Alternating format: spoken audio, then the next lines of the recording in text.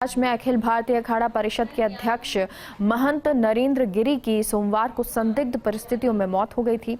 ऐसे में आज उन्हें बाघंबरी मठ के बगीचे में समाधि दी जाएगी। उधर उत्तर प्रदेश सरकार ने इस मामले में जांच के लिए एसआईटी का गठन किया है। उधर नरेंद्र गिरी की संदिग्ध परिस्थितियों में मौत के बाद मामला लगातार उलझता ही जा रहा है। पुलिस ने महंत को आत्महत्या के लिए उकसाने के आरोप में उनके शिष्य योग गुरु आनंद गिरी, लेटे हुए हनुमान मंदिर के पुजारी आधा तिवारी और उनके बेटे संदीप तिवारी को गिरफ्तार किया। हमारे गुरुजनों का मानना यह है कि ये शरीर जो है इस प्रकृति का ऋणी है, तो अंत समय शरीर के लिए समाधिस्थ हो तो इसमें कीड़े पड़े और वो कीड़े अपना आहार करें ताकि ये शरीर इसका पूरा परमार्थ हो। दूसरा, समाधि का एक मार्ग जल समाधि भी है। तो महाराज श्री ने इच्छा जाहिर की है कि मेरी भू समाधि हो, उसकी तैयारी होगी। मैं तो अभी आ रहा हूँ देहरादून से ही। और जल समाधि का अर्थ यह है कि हमारे शरीर, जैसा मैंने अभी कहा, हमारे शरीर से न जाने अनजाने में कई गलतियाँ भी हो जाती हैं। उसका पश्चाताप करने के लिए ऐसा संतों का मत है कि जल समाधि हो तो हमारे शरीर को और हमारे साथ वरिष्ठ पत्रकार ज्ञानेंद्र शर्मा जुड़ गए हैं। ज्ञानेंद्र जी, अब ये एसआईटी गठित की गई है, अब उसके बाद, क्योंकि हालांकि जो पत्र है उसके बिहाफ पर जो है गिरफ्तारी हो गई है, उसके बावजूद कुछ मामला उलझता नजर आ रहा है। बिल्कुल, ये मामला जिस तरीके से महंत नरेंद्र गिरी ने खुदकुशी की है, उसके बाद से ये निश्चित तौर से किसी को भी ये बात समझ में नहीं आ रही है कि आखिर वजह क्या रही।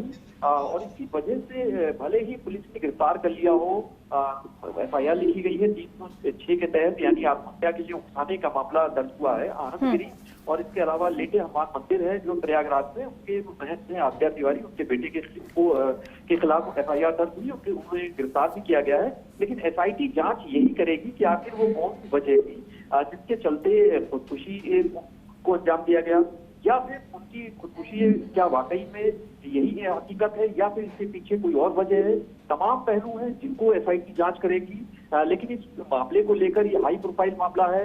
ये इसमें क्योंकि राजनेता जो तमाम है उनकी तरफ से भी कई बयान आ चुके हैं। खुद मुख्यमंत्री योगी आदित्यनाथ ने कहा है कि जो भी इसके पीछे दोषी होंगे उन्हें बख्शा नहीं जाएगा। लेकिन उत्तर प्रदेश के मुख्यमंत्री पूर्व अखिलेश यादव ने ये मांग की थी कि कल ही उन्होंने कहा था कि मामले की उच्च स्तरीय जांच की जाए और हाईकोर्ट के किसी जज के उसके अगुवाई में जांच हो। तो ऐसे में ये पूरा मामला काफी बहसमयी बना हुआ है, क्योंकि नरेंद्र गिरी एक ऐसे शख्सियत थे जिनको माना जाता है कि वो आसानी से खुदकुशी जैसे काम को अंजाम नहीं देंगे।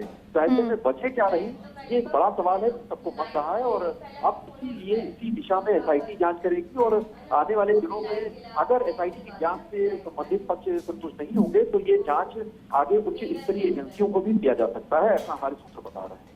ज्ञानेंद्र जी, लेकिन क्योंकि कुछ फुटेज तस्वीर की बात कर रहे थे और जिसको उन्होंने अपने सुसाइड नोट में भी लिखा है कि इस तरह की कोई फुटेज बना के और अगर उसे वायरल कर दिया तो क्या होगा, तो क्या, क्योंकि पुलिस की तरफ से कहा जा रहा था कि वो फुटेज ले लिया गया है, तस्वीर जो है वो पुलिस ने ले ली है, अब उसको लेके कोई जानकारी?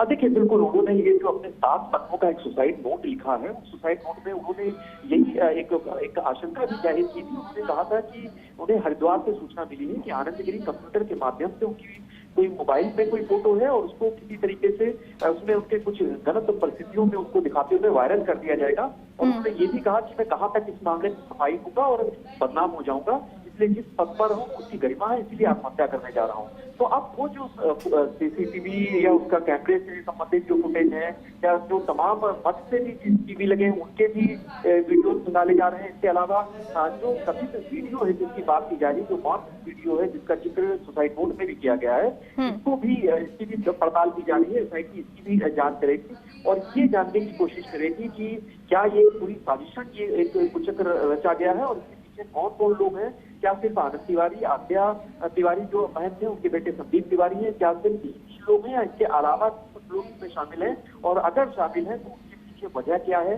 क्या मठ की प्रॉपर्टीज कोई वजह है, या फिर ब्लैकमेल किया जा रहा था नरेंद्र गिरी को, जिसके चलते वो मानसिक दबाव में आ गए और साथ में आकर उन्होंने खुदकुशी जैसा कदम उठाया? जी, और ज्ञानेंद्र जी, क्या जो संदीप और आधा को लेकर कहा जा रहा था कि उनका नाम भी है, तो उनकी गिरफ्तारी भी हो चुकी है?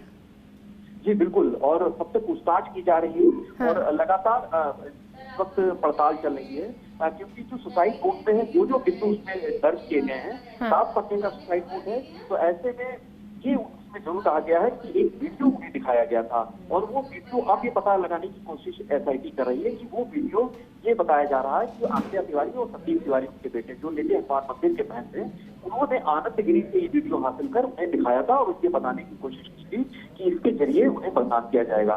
तो अब यही एसआईटी जानने की कोशिश कर रही है कि क्या किस तरीके से ये धमकी दी जा रही थी और इसके पीछे वजह क्या थी। वो तमाम पहलू हैं जिनकी पड़ताल की जा रही है, और ऐसा माना जा रहा है कि इस मामले में तमाम दूसरे लोग भी जुड़े हो सकते हैं, क्योंकि सिर्फ अभी आनंद तिवारी, आद्या तिवारी और संदीप तिवारी, ये 3 पुलिस के शिकंजे में है, लेकिन बाकी भी कई लोग हैं जो शायद पर्दे के पीछे होंगे और इस पूरे मामले में उनकी भी भूमिका रही होगी, और इसी को ही पड़ताल किया जा रहा है। जी ज्ञानेंद्र, खबर ये आ रही थी कि जो उनका रसोइया या जो उनके साथ शिष्य रहते थे, सेवक जो उनके साथ रहते थे, वो उस दिन नहीं थे, तो इसको लेकर कोई संदेह या कोई जानकारी?